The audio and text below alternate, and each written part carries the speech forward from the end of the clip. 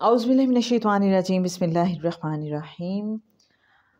अल्लाहुम्मा सल्लि अला मुहम्मदिन नबिय्यिल उम्मिय्यिल करीम व अला आलिहि व सहबिहि व बारिक वसल्लम।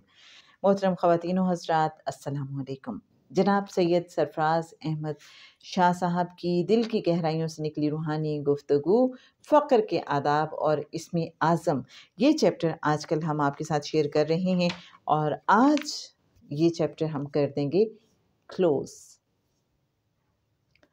हाँ, इस हवाले से अगर कोई सवाल होंगे तो वो हो सकता है कि हम इंक्लूड करें लेटर ऑन।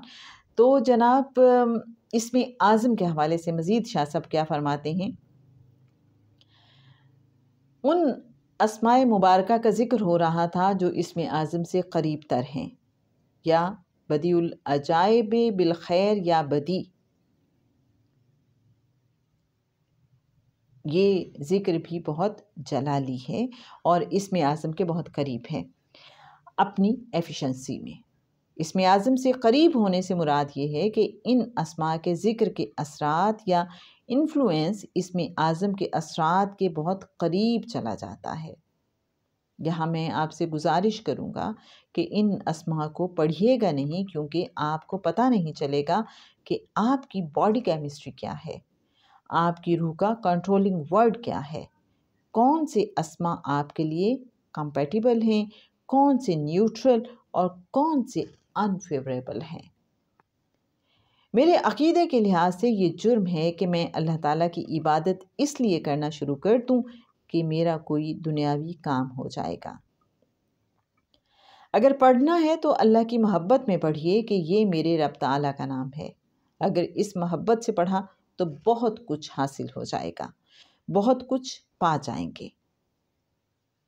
और अगर ज़रूर ही पढ़ना चाहें तो पहले किसी साहिब इल्म से इस बारे में पूछ लें, लेकिन इस पढ़ाई के बाद कोई दुआ मत कीजिएगा ताकि कहीं आपकी इबादत मजदूरी ना बन जाए।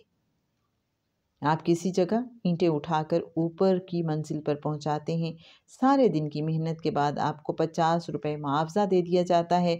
अब ना आपका मालिक पर कोई एहसान, ना मालिक का आप पर कोई एहसान। आपने काम किया और उसने आपको मुआवजा दे दिया, बात ख़त्म। अगर आपने इस नीयत से रब ताला की इबादत की कि मेरा फ़ुला मसला हल हो जाए और इस इबादत के इवज़ मुझे फ़ुला चीज़ अता हो जाए, तो गोया आपने मज़दूरी तय कर ली। रब ताला आपको वो मज़दूरी फ़ौरन दे देगा, क्योंकि वो किसी का कर्ज़ नहीं रखता। लेकिन ज़रा सोचिए आपने क्या पाया।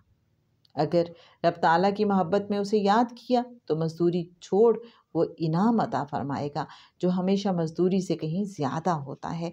रब ताला की क़ुर्बत अलहदा से मिलेगी। रब दोनों हाथों से लुटाता है, इसलिए आप रब ताला को उसकी मोहब्बत में याद कीजिए और फिर देखिए कि क्या कुछ अता होता है। तो जनाब मेरे अच्छे नाज़रीन, ये लीजिए फ़क्र के आदाब और इसमें आज़म। ये हमने जो शाह साहब की गुफ्तगू थी वो शेयर की। एक बहुत लंबा सवाल है इसमें जिसका बहुत तवील जवाब है। हो सका तो ये भी आपके साथ शेयर करेंगे इंशाअल्लाह। और आज बहुत ही ज़बरदस्त शाह साहब ने बात फरमाई है जो हमने आपके साथ शेयर की कि अगर आपने कोई भी पढ़ाई पढ़नी भी है, अगर एक तो ये है कि आपने अपनी मर्ज़ी से नहीं पढ़ना। शाह साहब ने फरमाया है कि इसमें जितने भी शाह साहब ने अल्लाह के अस्मा का ज़िक्र किया है और उनके असरात के बारे में बताया है, तो शाह साहब ने मना फरमाया है कि ये ना हो कि आप ये पढ़ाइयाँ शुरू कर दें, क्योंकि आपको पता नहीं है कि आपको ये पढ़ाई सूट करेगी या नहीं, आपके लिए ये फेवरेबल है, अनफेवरेबल है या फिर न्यूट्रल है। कभी कभी होता है जनाब ऐसा भी। खैर, तो आप किसी साहिब इल्म से पूछ लीजिए अगर आप कुछ भी पढ़ना चाहते हैं, तो उन्हें आपकी सोल केमिस्ट्री का, बॉडी केमिस्ट्री का पता होगा और वो फिर अगर आप पढ़ेंगे जो आपके लिए कंपैटिबल है तो आपको वो पढ़ाई सूट करेगी। दूसरा शाह साहब ने बताया है कि आप जब भी कोई वजीफ़ा करें तो उसके बाद दुआ मत कीजिए, इसलिए कि अगर आप दुआ करेंगे तो ये तो मजदूरी हो जाएगी कि अल्लाह देख, मैंने इतनी बार तेरा नाम लिया अब ये जो मेरी रिक्वेस्ट है, ये जो मेरी दुआ है, ये जो मेरी हाजत है, ये तू पूरी कर दे। तो शाह साहब फरमाते हैं कि फिर इस तरह से आपका वो काम तो हो जाएगा, लेकिन आप बड़े जो इनामात हैं उनसे महरूम हो जाते हैं। तो असल बात ये है कि आप दुआ ना मांगें कोई भी वजीफ़ा करने के बाद, और जो इनाम होता है वो मज़दूरी से बहुत बढ़ के होता है। तो अल्लाह पाक, जब आप खालिस अल्लाह की रज़ा के लिए, अल्लाह को राज़ी करने के लिए उसके अस्मा का विर्द करेंगे या कुछ भी उसकी इबादत करेंगे, तो उसका फ्रूट, उसका फ़ायदा ज़्यादा मिलेगा।